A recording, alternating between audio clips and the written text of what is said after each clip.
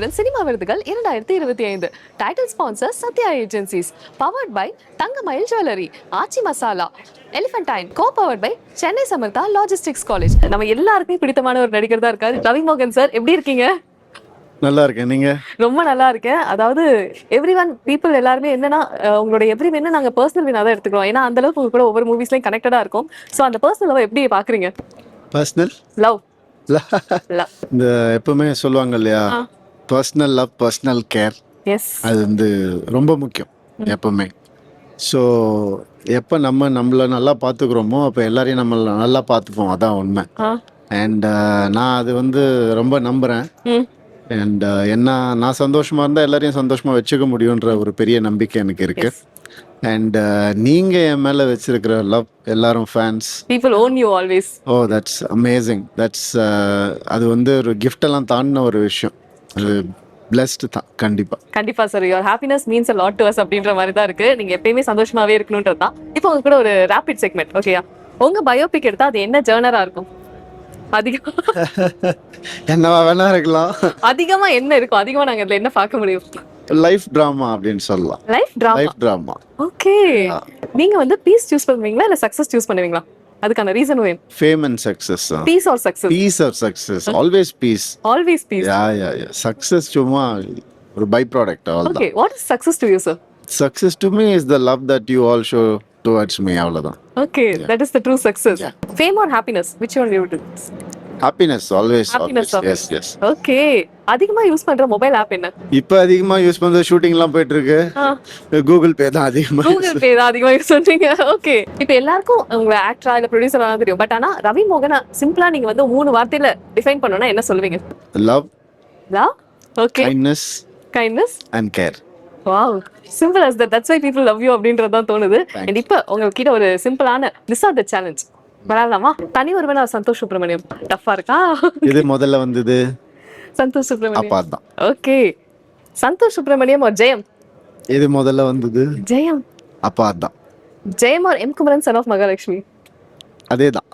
ஜெயம். அப்ப எவ்வளவு வந்தாலும் ஜெயம் தான் ஃபர்ஸ்ட் ஃபேவரட். ஆமா அது இட்ஸ் மை விசிட்டிங் கார்டு. அதை மாற்றவே முடியாது.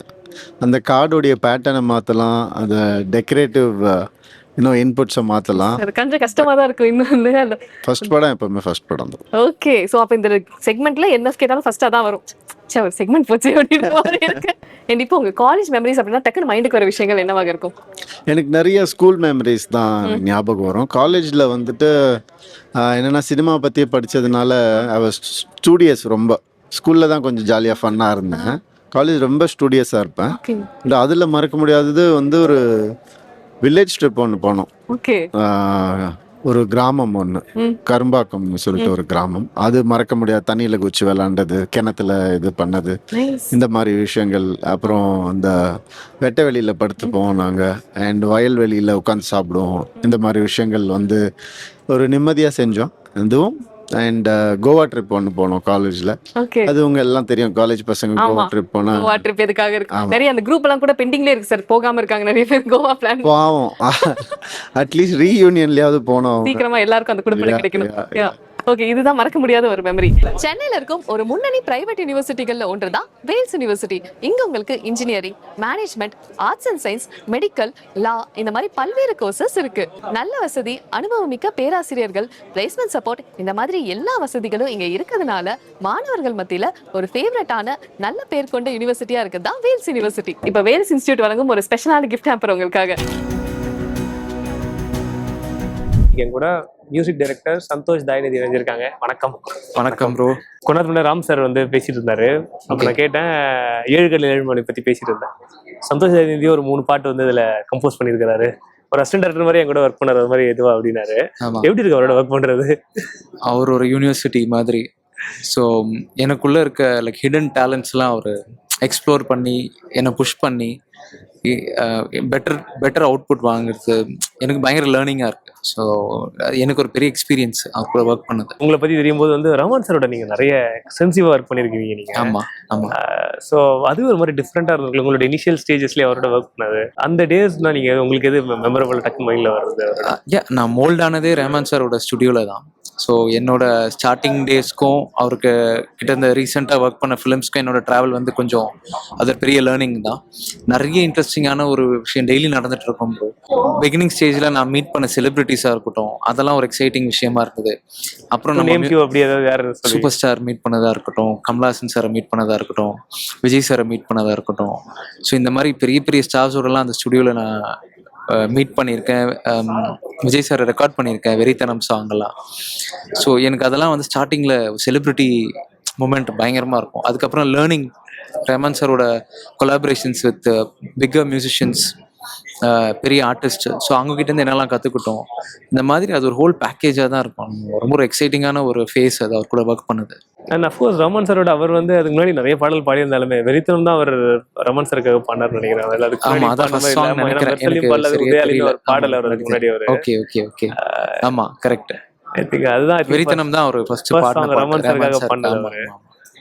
எப்படி இருந்துச்சு சார் நீங்க ரெக்கார்ட் பண்ணன்னு சொன்னீங்க நீங்க? விஜய் சார் இப்போ சிஎம் சார் வந்து 2 நாள் பாடினாரு. ஓகே, ஃபர்ஸ்ட் நாள் he wanted to warm up. அப்போ ரஹ்மான் சார் ஊர்ல இல்லை. ஸோ அப்போ நான் தான் இன்ஜினியராக இருந்தேன். ஸோ அவர் வந்துட்டு டேரக்டரோட வந்துட்டு ஃபுல் பாட்டு ப்ராக்டிஸ் பண்ணி நான் பொறுமையாக டேக் எடுத்து இப்படி பாடுங்க சார் இப்படி பாடுங்க சார்னு சொல்லி எடுத்து எல்லாமே மாற்றி அண்ட் தென் அவருக்கு கம்ஃபர்டபுளான அப்புறம் நெக்ஸ்ட் டே ரஹ்மான் சார் வந்தார். அப்போ அவர் டேக் எடுத்தார். ஸோ அதுக்கு எனக்கு பயங்கர எக்ஸைட்டிங்கான மூமெண்ட் தான். அப்புறம் லால் சலாம் படத்தில் ரஜினி சார் ரெக்கார்ட் பண்ணேன். அதுவும் ஒரு மறக்க முடியாத ஒரு சில டைலாக்ஸ்லாம் பாட்டு நடுவில் ஒரு பக்கம் ரஹ்மான் சார் ஒரு பக்கம் ரஜினி சார் நடுவில் நான் உட்காந்து ரெக்கார்ட் பண்ணதெல்லாம் வந்து எனக்கு ஒரு பெரிய விஷயமா இருந்தது பார்க்க. ஸ்டூடியோவில் நிறைய மேஜிக் நடக்கும் போது அதுக்கு முன்னாடி கூட ஹாரிஸ் சார் அப்படி ஒர்க் பண்ணியிருக்காரு, அவருக்கு ஜோஷர் சிதர் சார் ஒர்க் பண்ணியிருக்காரு, நிறைய பேர் உங்களுக்கு முன்னாடி இருந்தவங்களா இப்பெல்லாம் வந்து ரமன் சார் ஒர்க் பண்ணியிருக்காங்க. நிறைய சொல்லுவாங்க, அதாவது வந்து லாஸ்ட் மினிட்ல சில விஷயங்கள் மாறணும். ரீசெண்டாக சீனி சார் சொல்லியிருந்தார், கையில் மிதக்கும் கனவாணியில் வந்து ஒரு இடத்துல வந்து சாங் அது அந்த டியூனே கிடையாது, நான் டக்குன்னு ஒரு மாதிரி ஹைல போய் லோவில் போயிட்டேன், டக்குன்னு ஸ்டாப் பண்ணி இல்லை சீனி நீ அங்கேருந்து பிடிச்சி இப்படி பாடு அப்படின்னு சொல்லி திருப்பி ஹை கொண்டு வந்து விட்டார் அப்படின்னு சொல்லிட்டு. இந்த மாதிரி மேஜிக் ஏதாவது நீங்க நாங்கள் கேட்குற சாங்ஸ்ல அது நடந்தது ஏதாவது உங்களுக்கு ஞாபகம் இருக்கா?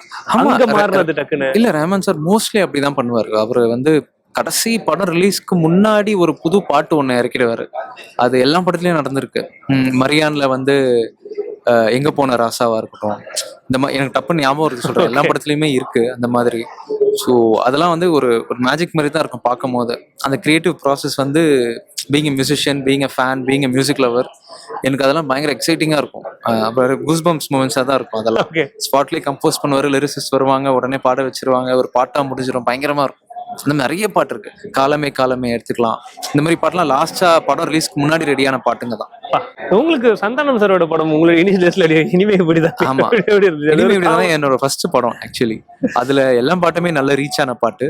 ஸோ சந்தானம் சாருக்கு வந்து என்னைக்குமே ஒரு தேங்க்ஸ் சொல்லிட்டே இருக்கணும். ஏன்னா அவர் தான் லான்ச் பண்ணாரு. கார்த்திக் சார் தான் பாடிருப்பாரு இனிமே இப்படிதான். கார்த்திக் சார் சந்தானம் சார் தான் லான்ச் பண்ணாரு மியூசிக் டைரக்டரா. ஸோ அது ஒரு பயங்கரமான ஆல்பம். கமர்ஷியலா ஒரு 6 பாட்டு இருக்கும், எல்லாமே பெப்பியா இருக்கும்.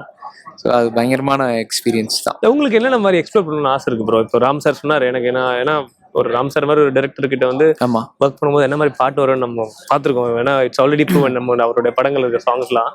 ஸோ இந்த ஜேர்னி வந்து என்ன ராம் சார் இந்த ஹோல் ஜேர்னி ராம் சார் கிட்ட கொண்டு வந்து சேர்த்துருக்குது வந்து எனக்கு ஆஸ் அ கம்போசர் ரொம்ப ப்ரௌடான மூமெண்டா இருக்கு. ஏன்னா இதுக்கப்புறம் நான் வந்து ஒரு மியூசிக் டைரக்டரா, ஒரு ஸ்கோர் கம்போசரா, ஒரு பேக்ரவுண்ட் ஸ்கோர் கம்போசரா, இந்த மாதிரி டைரக்டர்ஸோட ஒர்க் பண்ணும்போது தான் நம்மளோட ஃபுல் பொட்டென்ஷியல் அங்கே போய் இறக்க முடியும். இது லைக் எனக்கு பயங்கரமான ஒரு எக்ஸ்பெரிமெண்ட்டாக இருக்கும். நம்மளே நம்ம லிமிட்டை புஷ் பண்ணுற மாதிரி இருக்கும். கரெக்டாக வந்துட்டு இருக்குன்னு நினைக்கிறேன். லைக் எனக்கு வந்து நல்ல ஸ்கோர் ஓரியன்ட் ஃபிலிம்ஸ், நல்ல சாங்ஸ் எல்லாம் நல்லா ஹெவியாக இருக்கணும், ரொம்ப லேயர்டா மெச்சூர்டா இருக்கணும்ன்றது தான் என்னோட. பறந்து போய் ரொம்ப டிஃப்ரெண்டா ஒரு மாதிரி குட்டியா வந்து பறந்து போ கண்டிப்பா ராம் சாரோட விஷன் தான். 7 கடல் வந்து அப்படியே ஆப்போசிட். 7 கடல் வந்து ஒரு மியூசிக் டைரக்டரா எனக்கு அந்த மாதிரி படம் ஒர்க் பண்ணணும்னு ரொம்ப ஆசை. சூப்பர். அது பறந்து போ மூலியமா 7 கடல் கிடைச்சிருக்கு. ஏன்னா இன்னொரு விஷயத்தையும் குறிப்பிட்டிருந்தாரு யுவன் கிட்ட நான் அந்த மாதிரி சொல்லும் போது, தாராளமா பண்ற Santhosh is highly talented guy, ரொம்ப சந்தோஷம் அப்படின்னு சொன்னாரு. அவரே பதிவு பண்ணாரு. இது நான் தேங்க்யூ நீங்க சொன்னதுக்கு. நீங்க சொன்னாரு ஜஸ்ட் ஒரு ஹாஃப் அன் ஹவர் சொல்லிட்டு போனாருங்க. Very happy to hear. ஏன்னா நான் யுவன் சாரோட ஃபேன். ரஹ்மான் சாருக்கு மரியான் டைம்ல யுவன் சார் பாட வந்தப்போ நான் அப்பதான் சேர்ந்தேன் ஸ்டுடியோல. அப்பதான் நான் சேர்ந்தேன். ஸோ ரொம்ப நான் என்னால உள்ள போக முடியல, ஏன்னா அப்போ பிகினர்ன்றதுனால யுவன் சார் வெளியே வந்தோடனே பார்த்து ஒரு போட்டோ எடுத்துக்கிட்டேன். ஸோ ஐ திங்க் தட் ரெண்டு பேரும் சேர்ந்து ஒர்க் பண்றது அப்படின்றது வந்துட்டு ரொம்ப ஒரே படத்துல பயங்கரமான ஒரு விஷயம் தான். So happy bro. சின்ன வயசுல உங்க அம்மா கையிலயோ உங்க பாட்டி கையிலயோ வந்து சாப்பிட்ட ஒரு மறக்க முடியாத வெஜிடேரியன் டிஷ்னா எதை சொல்லுவீங்க? வெஜிடேரியன் டிஷ்னா பொட்டேட்டோ ஃப்ரை. அப்படியா? ஆமா, எனக்கு ரொம்ப பிடிக்கும் எங்க அம்மா செய்யறது. ஒரு மாதிரி சாம்பார் சாதத்துக்கு கூட வைப்பாங்க. சரியான காம்பினேஷன் ப்ரோ. அது என்னோட ஃபேவரட். சென்னையில் ஒரு சுவையான சைவ சாப்பாட்டுக்கு பல பேருடைய ஃபேவரட்டான ஒரு ஸ்பாட்னா அது நம்ம கீதம் வெஜ் ரெஸ்டாரண்ட் தான். காலையில் டிஃபனில் ஆரம்பித்து மத்தியானம் meals, night dinner, north Indian items, chaat items, sweets, ஜூஸ்னு எல்லாமே ஒரே இடத்துல கிடைக்கும்.